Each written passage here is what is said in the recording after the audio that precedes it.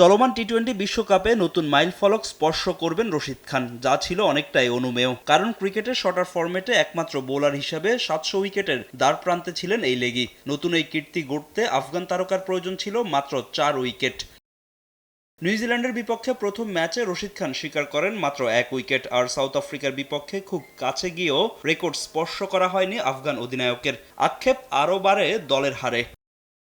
তবে সংযুক্ত আরব আমিরাতের বিপক্ষে আসে সেই ক্ষণ। দিল্লির অরুণ জেটলি স্টেডিয়ামে আরব আমিরাতের ইনিংসের 16তম ওভারে নিজের শেষ স্পেলে উইকেট শিকার করেন রশিদ খান। হিট উইকেটের অদ্ভুত সে আউটে প্রথম বোলার হিসেবে স্বীকৃত টি-20তে 700 উইকেটের মাইল ফলক স্পর্শ করেন রশিদ খান। তবে এমন দিনেও তেমন একটা উদযাপন করতে দেখা যায়নি রশিদকে, কারণ আগের 2 ম্যাচ হারে গ্রুপ পর্ব থেকে ছিটকে যাওয়ার দ্বারপ্রান্তে আফগানরা।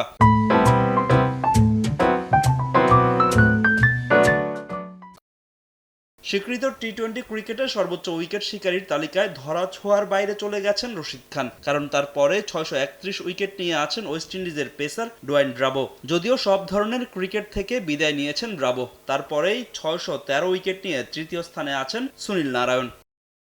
আন্তর্জাতিক টি-20তেও সর্বোচ্চ উইকেট শিকারী রশিদ খান। 191 উইকেট নিয়ে প্রথম বোলার হিসেবে 200 উইকেটের মাইলফলক স্পর্শ করার দ্বারপ্রান্তে আফগান লেগ স্পিনার।